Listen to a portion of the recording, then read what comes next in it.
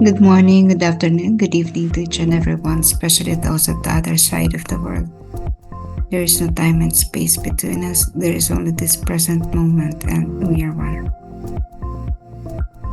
To continue the diary of Saint Faustina Kowalska on diary entry number 1261, September 1, 1937.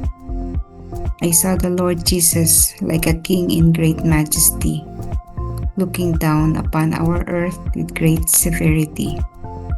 But because of his mother's intercession, he prolonged the time of his mercy. Nakita ko ang Panginoong Hesus tulad ng isang hari sa dakilang kamahalan na nakatingin sa ating lupa, sa ating mundo ng may matinding kalubhaan. Ngunit dahil sa pamamagitan ng kanyang ina, ay pinahaba niya ang panahon ng kanyang awa. Para rin si Faustina, because of her plea to God for mercy for Poland and the whole world, God prolonged the time of His mercy. This time it was the mother of Jesus interceding so that He would also prolong the time of His mercy. Hanggang kailan makikiusap ang mahal na ina, lahat ng mga banal para sa mundo, para ipabain ang awa ng Diyos. Mary has been very active in warning us to end all those things that we've been doing against the will of God. Mga bagay na nagpapalubha sa ating mga kaluluwa, nagdudulot sa atin ng mas matinding kapahamakan. Mary's been active in appearing in every part of the world to warn us. Nagsisi, repent, talikuran ng mga kasalanan, magbagong buhay, bumalik sa Panginoon, all those calls.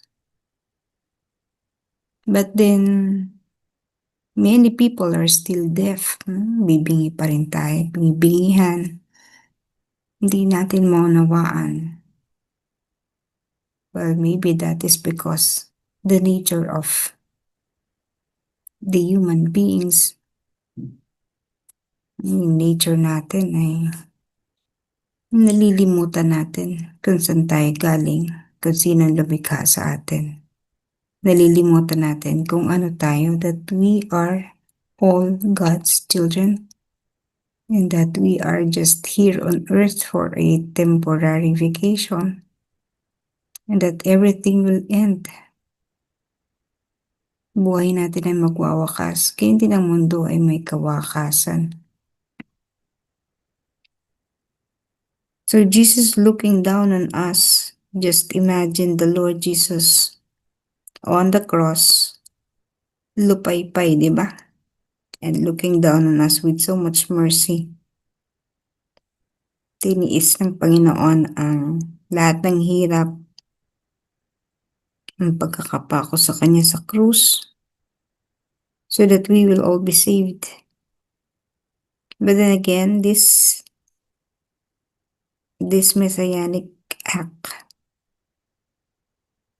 is or has to be accepted. Kailangan tanggapin, kilalanin ng bawat isang kaluluwa. Otherwise, walang silbi para sa isang kaluluwa ang paghihirap ng Panginoon kung hindi natin yun kikilalanin. Kung hindi natin tatanggapin ang kaligtasan na ino-offer sa atin ng Panginoon.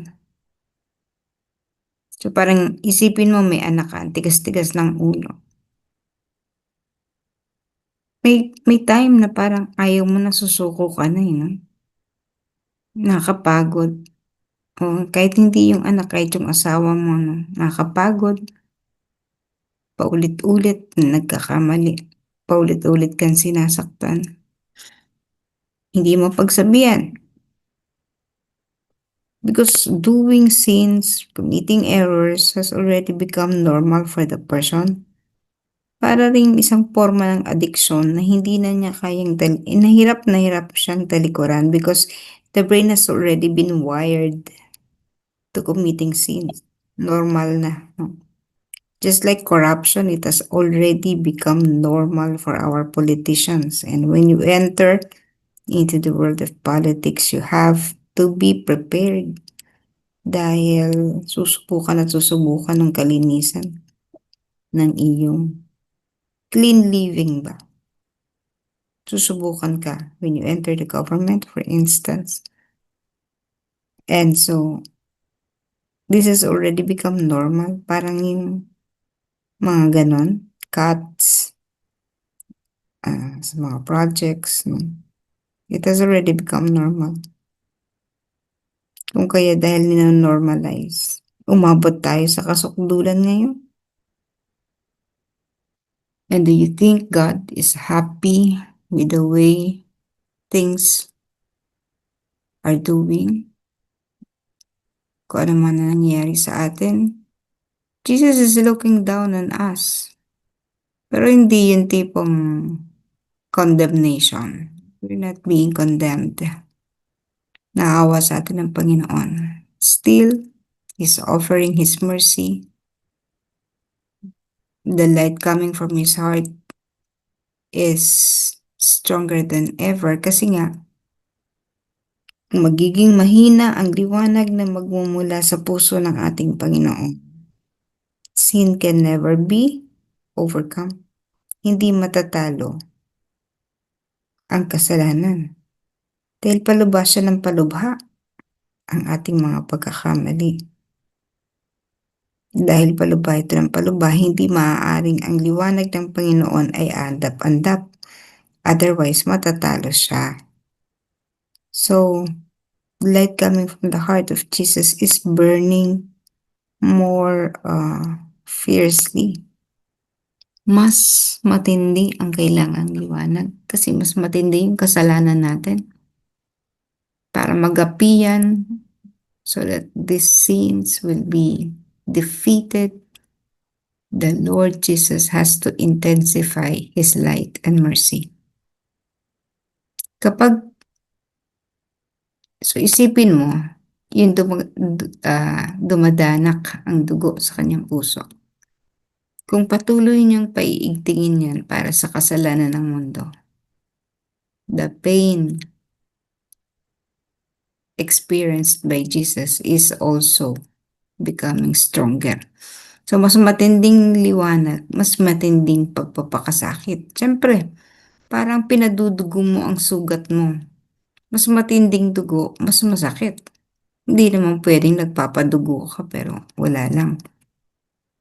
So, yun yung consequence ng awa ng ating Panginoon. He has to bear all the sufferings just to shed His light, just to save souls from all these things that have been happening, yung mga kasalanan na nakocommit every day. Hindi na to normal, no? Imagine, pag nanakaw ng billion, not just thousands of pesos, but billions.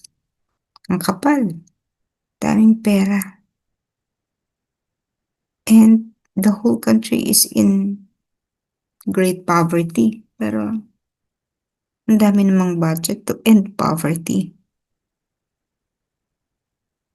And so, at this point, at this juncture in our life, the Lord Jesus, in His great majesty from that cross, patuloy na dumadaloy ang dugo at tubig mula sa kanyang puso. Hindi ito nagwawakas, hindi ito naaampat, sapagkat ang mundo ay kailangan pa ito. So habang kailangan ng mundo ang liwanag mula sa ating Panginoong Hesus, mananatili ang liwanag na yan. But we do not know when the time would come para kalimutan na yun. Ibigay ng Panginoon ang kaniyang hatol, no? Yung tapos na ang panahon ng awa, hindi natin hanggang kailan yun. Subalit habang may panahon pa, patuloy lang nating ipalaganap ang awa. Save more souls.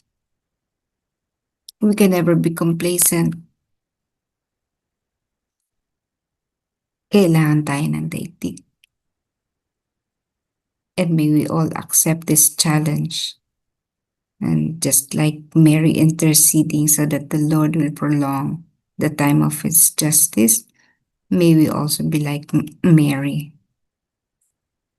asking the Lord to prolong His time of mercy so that our brothers and sisters would still have the time to change, no, para iwasto ang mga pagkakamali at bumalik sa pag-ibig ng Diyos.